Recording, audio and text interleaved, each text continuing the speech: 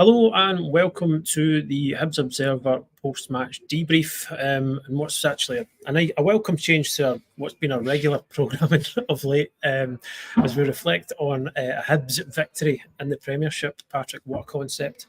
I know, I can't believe it. I think it's been a long time coming, but I think all joking aside, it has been sort of several games in the making. You can see improvements since like the January window, since they brought the new signings in, and since they've had players back from injury and international duty. And it wasn't comfortable. It was a little bit hairy at times, and I think a lot of us were probably fearing the worst when Dundee equalised from a second phase again. Something's been a bit of an Achilles heel for Hibs this season, but credit to them, they came back and sumptuous goal. I think you described it as from Mizani Maulida, and the solace out for that one. Did, yeah. But I mean, 3 points in what was being billed as a 6-pointer, really, just a really important for Hibs to get the result, not only for their top 6 hopes, but also just with Wednesday night, a trip across the city coming up, and I think just vital that they were not able to just only get a win, but just to do it in the style they did. Yeah, absolutely. I think it was well deserved. I don't think there could be too, or if any, really debate over that. Even if it wasn't perhaps as comfortable as it should have been. It never is. No, never. No, and I think as well. See, when you have gone that long without a win in the league, like I know there's been victories in the Scottish Cup, but it's different. You do expect a certain degree of tension to creep into it, and it did. And I must admit, for a long time, I didn't really, I didn't see it coming. Dundee getting back into the game, but credit to them, they did. They eventually came out and gave it a go. But I thought, Hibs absolutely, deserved winners, and it was, there was no kind of downplaying the importance of the game. I think, if Dundee had stretched even further ahead, you're looking at a real struggle to get to the top 6. And I know Hibs are now at a place where, ambition has been reduced significantly from the start of the season, in terms of the fact that it is now just a battle to get into the top 6. But I think they had a job to do today. They turned up and they got it done. I feel what is a kind of really quite promising performance.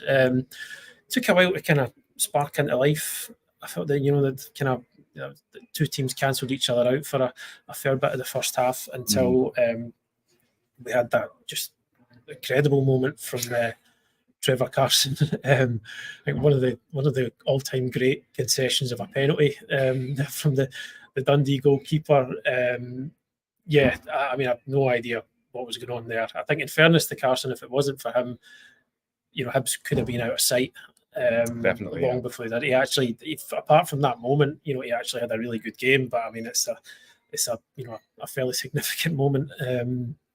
Dylan Vente, good to see him getting in amongst the goals again.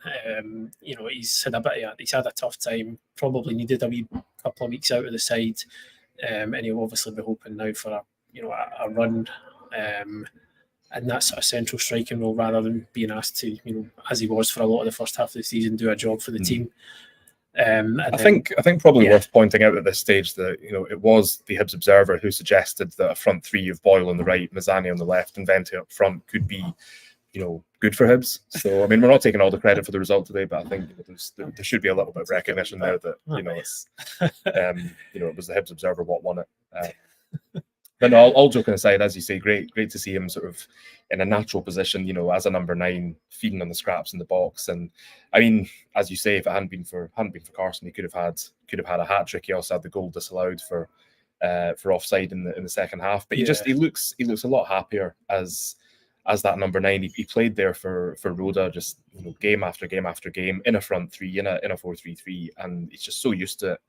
And I think you look at Martin Boyle supplying him from the right.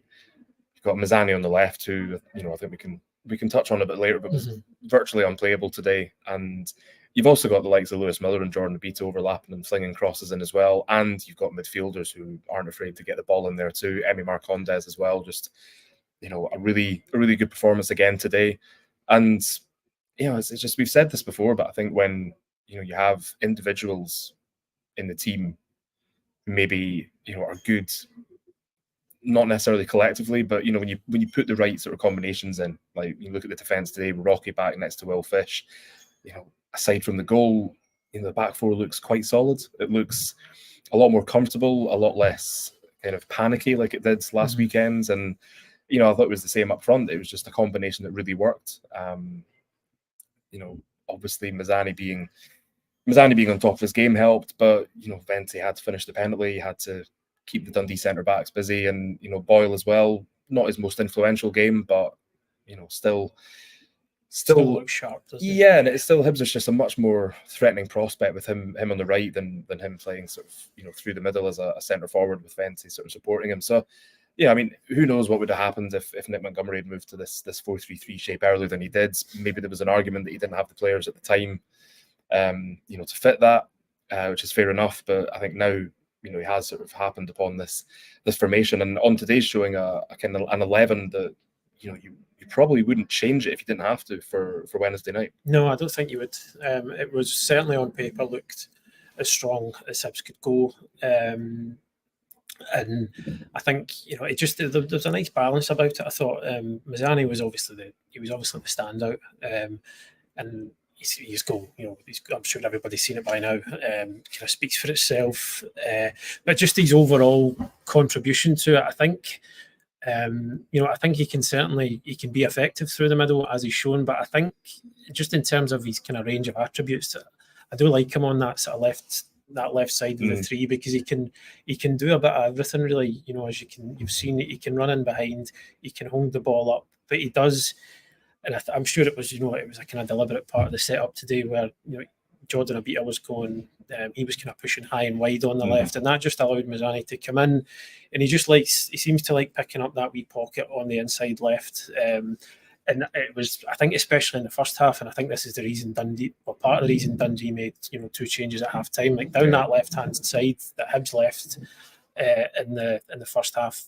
There was space either to get the ball into Mazzani's feet, or failing that, he's coming into that position that drags a centre back with him, and then there was a lot of times where I thought did it a few times Hibs, but they could have released Jordan Abita behind that. I think as good as Rocky was defensively, I think it's maybe still not quite his strength and kind of seeing that early, more ambitious pass at times. But I mean, that's kind of being maybe hypercritical there. It was baby steps. Yeah, I know it was certainly effective down that side, and I do like Mazzani coming into that space, because I think where he can be at his most effective is when he gets the chance to turn and then drive from not deep so much, but maybe sort of midway inside the opposition half. Once he gets going, guys find it hard to live with him, and Dundee just didn't really know how to deal with him at all today, did they? I think everything good did come from his positioning, the way he held up the ball, the way he used the ball.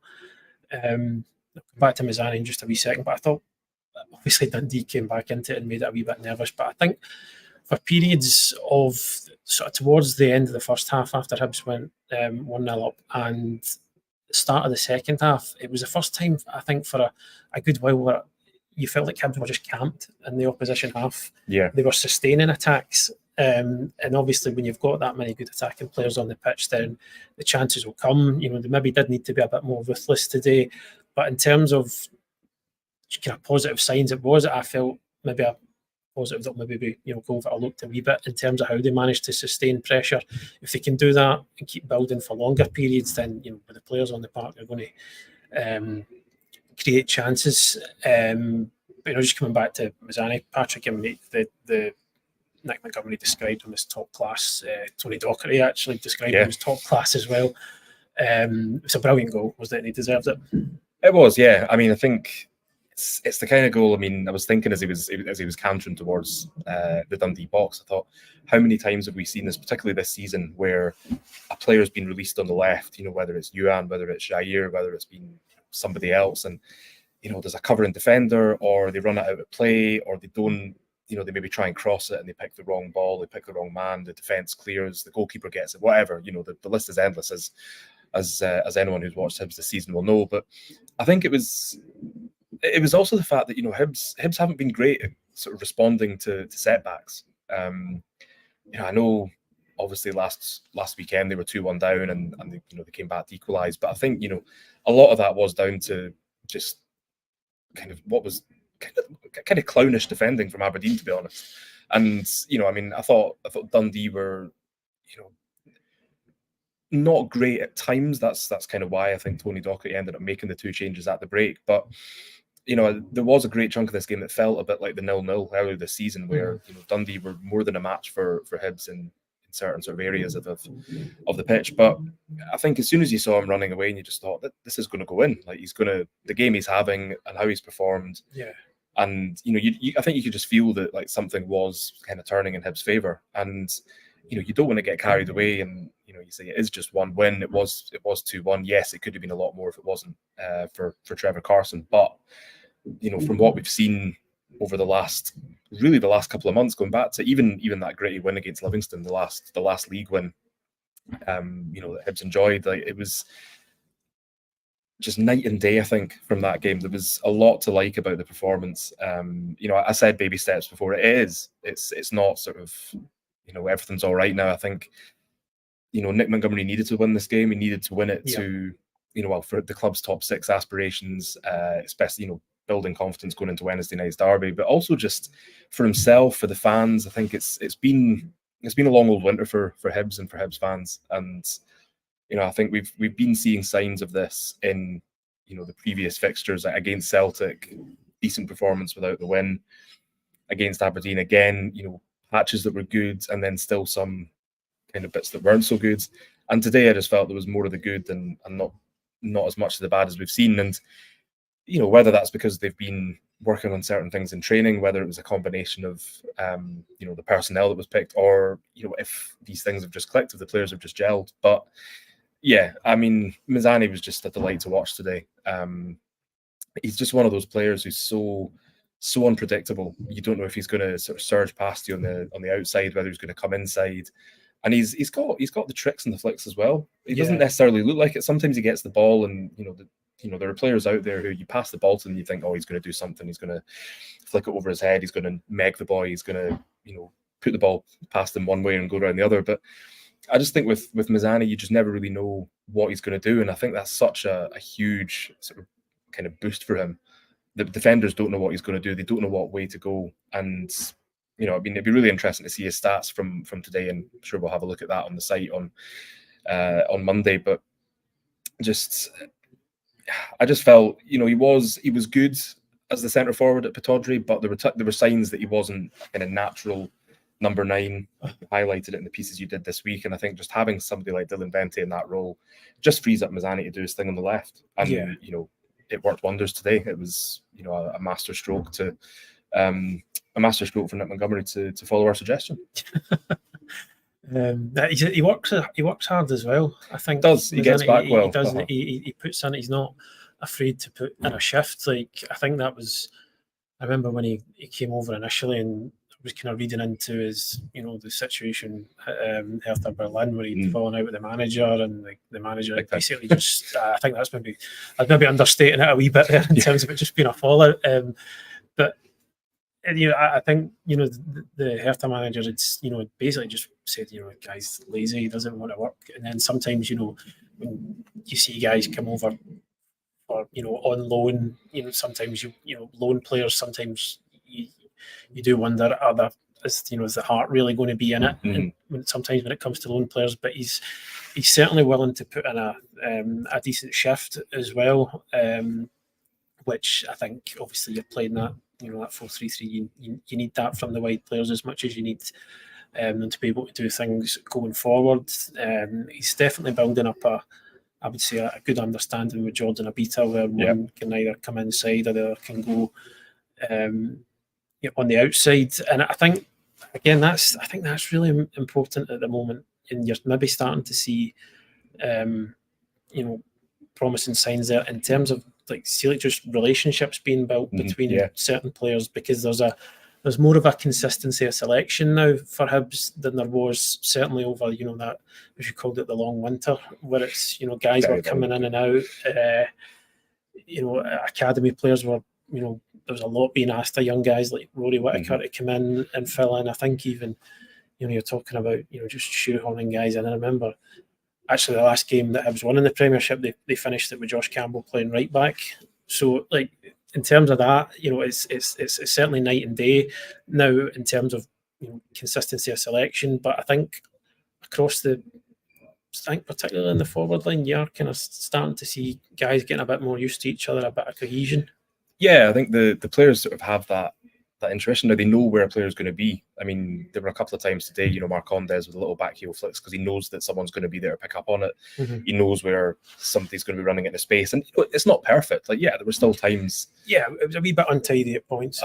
But the fact is, you want to see the players doing this. You want to see them trying it, because I think if it comes off, then it's really good and it works well. You give yourself a chance, or an opportunity, or more space. And I think one of the sort of main criticisms of Hibs recently, especially under Montgomery, is that it can be laborious at times. It is, you don't. I don't think too many fans are sort of. It's hard to put into words. I wouldn't say unhappy with the build-up play, but it can sometimes be slow and ponderous. And there are times when you just need a little bit more pace, which is what we saw, I think, at the start of his tenure when Montgomery first came in, because that was the thing that took me by surprise a little bit, was just how quick a lot of the play was. And whether it was because of the injuries, or boys in international duty, whatever you want to call it, other teams maybe just working out how to play against Hibs, it kind of seemed to lose that a little bit. When they sort of embarked on that poor run of form where there weren't a lot of wins. And I think today you did see signs of that coming back, this sort of really fast-paced sort of just front to back to front, just as quickly as possible. And Dundee couldn't live with that at times. And I think having certain players in certain positions just is really, really allowing Hibs to do that, really allowing them to we know how good Hibs are on the counter. We saw it today countless times, especially with Mazzani's goal. But I just think that Montgomery was saying all along, once we've got these players back, or once we've got these signings in, or once we can do this, once we can do that, then things are going to be better. And to be fair, they are. But I just think, would it have been different had he changed to a 4-3-3 sooner, or is it just one of those kind of hindsight moments? But I think I think that the important thing is to look at today's performance and result and say it's a start. It's not, it wasn't brilliant. We're not sitting here like waxing lyrical and saying, all hail the new sort of Hibs juggernaut. But based on what we have seen recently, it was it was refreshing. It was enjoyable to watch. And I think the number of chances, I think it was something like 16 attempts on goal, 9 on target, which is very un-Hibs like from recent weeks. And as mentioned, if Carson hadn't been probably eager to atone for his mistake for the penalty, I think Hibs could have had a lot more in the way of goals, and it could have been a sort of more comfortable scoreline. But at the same time, going into a derby, especially with Hearts losing at Ibrox today, I think 5-0 finished, then you don't want that complacency to sort of seep in. So I think Hibs knowing that they've won today, but they made harder work of it than they should have, and appreciating that Hearts will probably be quite keen to bounce back from what sounds like a chastening afternoon in Glasgow, then it sort of sets Wednesday up to be quite an intriguing battle. But at the same time, I don't think there's any risk of Hibs sort of underestimating Hearts or thinking it'll be easier than it is. I mean, the players come out with the usual kind of comments about derbies, like they're one-offs, you can go into them like any other game, and obviously you can't. But I think had Hibs sort of won today 4 or 5-1, coupled with the Hearts result, I think that could have been a little bit dangerous going into midweek. But I think the performance today, the result, the manner of the victory will probably help them be able to focus the way they need to for Wednesday night, and it could very well help them in what's like another big game for Montgomery and the players. Yeah, and it would have been more comfortable were it not for the kind of width of Dylan Vente's armpit hair for the disallowed goal, which is pretty harsh on him. I'm sure he could come across the still image of the offside on social media. It was very, very tight, and I think Dundee maybe got a wee bit of a lift from that, getting out of jail a wee bit. And I think maybe the only concerning thing today was, again, it's the goal conceded was another familiar story. I think it was the second phase from a set piece this time, if I remember right. It's come from a long throw. Yeah. And Nick Montgomery was obviously, he's quite keen to stress on Friday before the game about how much they've been working on it. But it's again, it wasn't a great one to concede when it's part of a pattern, really, wasn't it? It was still not quite there with that. Yeah, and in some ways, like I say, it's good to have something like that to focus on and say, yes, you won, yes, the performance was better, but there's still bits to work on. Like, obviously, the things they've been working on in attack are working, the things they've been working on in midfield are working. And I did think, the defence did look more solid with Rocky back in there. I think having him in there is better for Will Fish. I think Will Fish knows what Bushiri's going to do, and maybe knows that he can leave him to do his thing. Whereas with Nectar Triantis, especially like last week at Aberdeen and some of the previous games, there did sort of seem to be a little bit of uncertainty from Fish about what Triantis was going to do, or you can't have that in the back. It's why people talk about settled defences, which is something Hibs have not had this season at all, ever. Players coming in and out at right back, centre back, you name it. But it's what I would say is that the defensive performance on a whole was better, and I think that has to be one of the takeaways. But as you say, they're conceding a goal from what has been a lingering problem, and and I don't know what you do with that. I don't know whether you say, do you folk? I mean, Nick Montgomery spoke about it post match and sort of said, it was suggested that the performance had been good by the defence, and he said, yeah, well, we lost the goal like we always do. But at the same time, it was Dundee's only shot on target. So, you say we limited them to one shot. Obviously, you don't want them to be scoring with their only shot on target. It's a good finish, in fairness. Yeah, it's a good finish, and you can maybe argue Hibs got a bit of a let-off earlier when there was a goal ruled out for offside. But, again, I go back to baby steps. It was an improved defensive performance. It wasn't sort of as catastrophic as it has been recently. So that's obviously a positive. And, the negative that you lose a goal that's very similar to goals you've lost before. But, maybe the benefit there is that you know how it's happened, and you just keep on working on it. Montgomery's a big believer in sort of working things over and over and over again until the players get it. So at least it's not something new to worry about. It's something that he's already aware of. It's an issue, and they can pick up where they left off and keep working to try and stamp that out. And because I did wonder whether there was going to be a small possibility of a clean sheet, but not to be. But I think generally speaking, everywhere across the pitch, a better performance all round. Worth pointing out as well, David Marshall didn't really have a lot to do either, which kind of suggests that the defence, it's getting there. It's still a work in progress, but it's I think it's starting to get there, which I think must be a source of great relief, not only for Nick Montgomery but for the fan base too. Yeah, absolutely. Much. It definitely improved all round, and again, just the most important thing today was Hibs getting 3 points, because it's the season is league season, at least. I know we'll still get Scottish Cup, but league season would have been looking pretty bleak if they hadn't. So I think that was the main thing, just getting that over the line and getting a bit of momentum when you've got the Edinburgh Derby coming up. So I think we'll leave it there on a positive-ish note. Hibs kind of back in the hunt to get into that top six, and obviously have definitely given themselves a lift heading to Tynecastle on Wednesday. Again, as always, thank you very much for joining us for a positive post-match debrief in the Premiership. Savour this, they don't come around that often. Yeah.